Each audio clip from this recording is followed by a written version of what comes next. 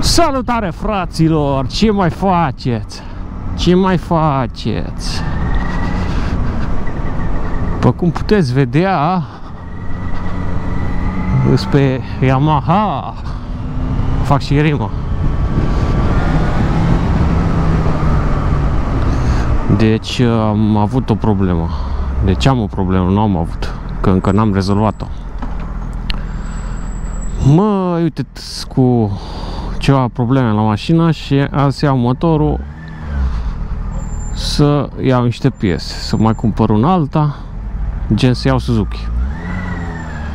Și ce să vezi, frate? Pornesc de la gară, pun șocul frumos, ca meu cu șoc manual. Las să încălzească, pornesc la drum, dau întâia, încep să turez. Nu am mai făcut, nu am mai făcut nimic, frate. Nu am mai făcut nimic. Și nu trage, mă, dau așa, intră, brrr, face așa, brrr, face și una are benzină. Da, nimic, mai stau pe loc, încălzesc, nimic. Nu, nicio șansă să merg. Ce să fac? S-a înfundat ceva pe la carburatoare, rezervor sigur, că am lucrat la rezervor, că i-am prins supraplinul și cum am lucrat cu bicomponent, poate că au ajuns pe acolo pe la robinet și s-a înfundat. Și nu, cu ce să mă duc? Și un ger afară, e soare, dai ger. Vă zic eu că e ger. Acum eu și cu termic, și cu bluză, și cu de toate pe mine. Și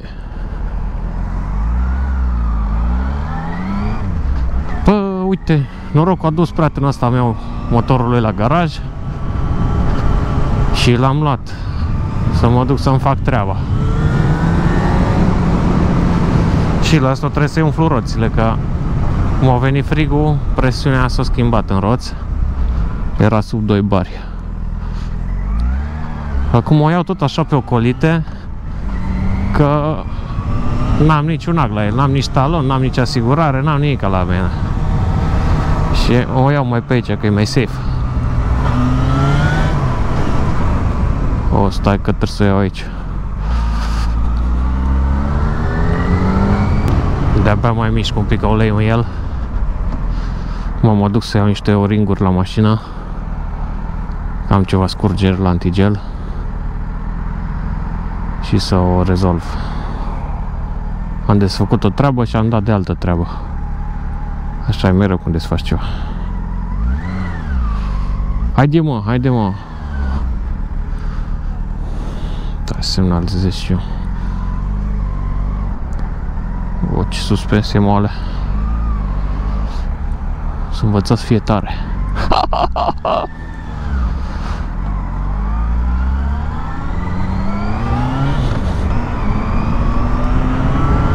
Hai. Cum a fost asta? Numai pe mine nu mă opriți. Iară tactele la Suzuki, alea. Și degeaba l-am sunat pe ăsta, că pe ăsta nu e în țară. Să-mi dea actele.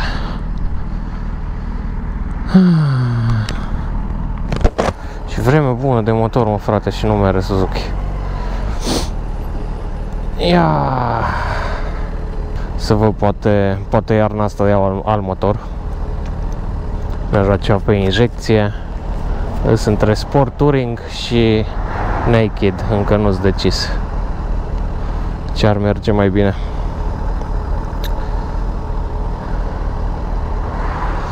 Hai, mă, că e verde, mă, ce pui mei. Deși așa cu viziera sus e destul de ok aerul, nu e chiar foarte rece, dar azi noapte a fost sub 0, cred că a fost minus vreo 2 grade.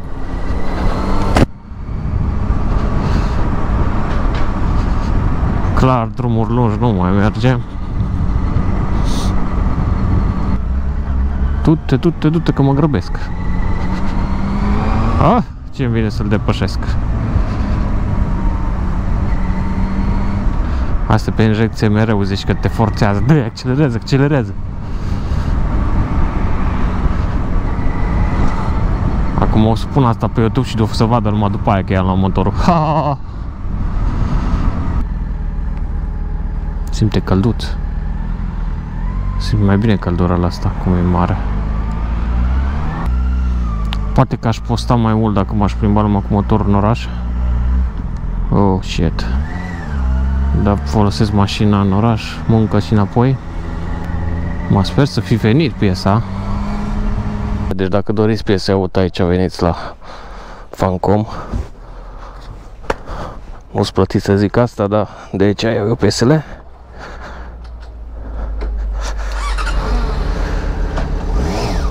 O, ce scârție frânele astea, spray de disc ar trebui.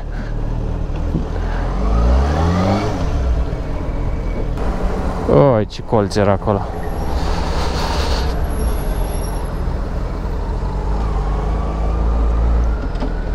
Păi, eu zi ok, adică nu-i frig. Cel puțin nu-mi frig. M-am încălzit eu, m-am bărgat prea gros. Și cumpărat de vânzare. De vânzare Yamaha și cred că pun la vânzare și Suzuki.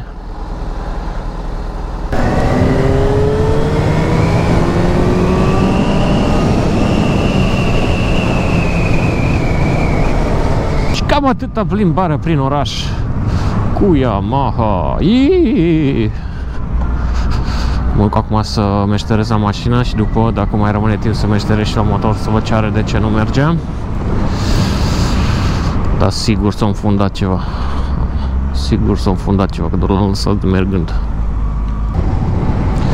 Hei, hei! Și n-am apucat să postez ce ați văzut mai devreme.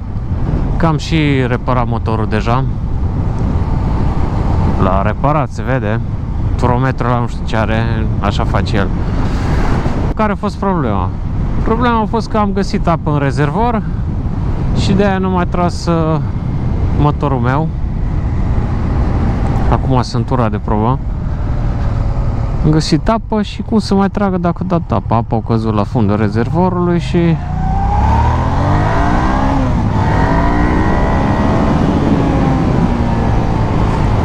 Bă, dar nu știu, am umblat la reglaje la carburator și acum...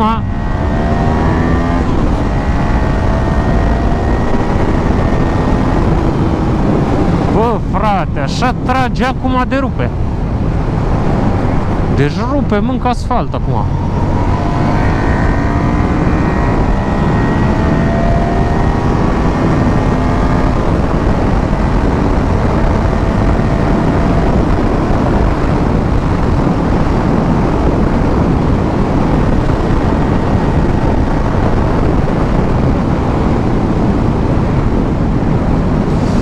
Sunt curios, trebuie să îl scot pe autostradă puțin, să văd cum se comportă acolo. Astăzi nu e o zi bună, că am stau radarele. Da, am rezolvat, am desfăcut carburatoarele. Le-am curățat, deși nu aveau mizerie, dar am zis, hai că dacă a fost apă să le curăț. Am curățat și rezervorul, l-am desfăcut, plătit de câteva ori cu motorina și all is good now. Ce problemă am găsit? Am găsit un șurup de la reglajul carburator. Ce reglează amestecul, ceva la turație joasă, relantii, ceva de genul. Și am schimbat reglajul și acum am văzut că ceva diferențe îs în ture mici și în ture mari văd că rupe acum. Foarte ciudat. Trebuie să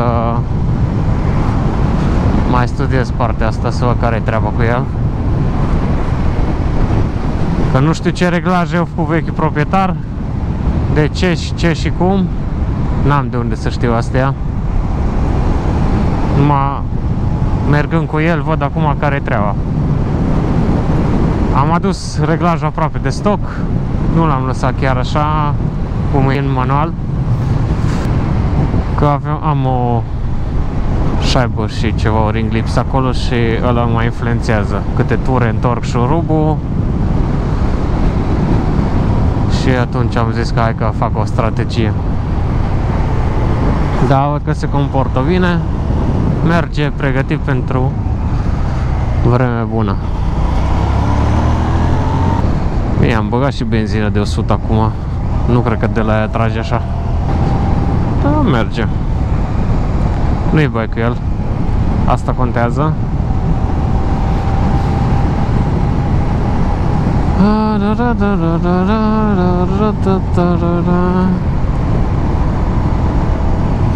Și cam atât din episodul ăsta cu probleme la Suzuki. Ce aveți grijă cu apa în rezervor, că vă poate cauza probleme și nu-i de joacă. Și nu mai trage și alea. Deși am pus bujie, atunci când am desfăcut am pus bujie de iridium, mergea mai ok un pic, așa cu benzina aia cu apa. Mănânc asfaltul, mă, mănânc asfaltul. Nu se joacă. Prometru ăsta nu știu ce are, de ce tot.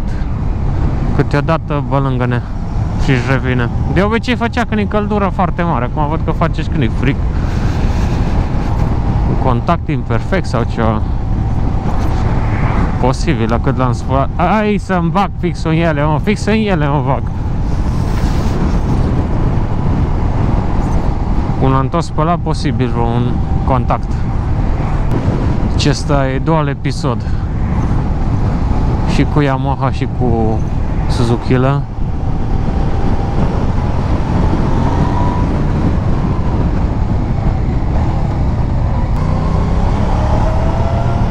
Am mai dau o tură prin oraș să-l mai încălzesc mai tare un pic,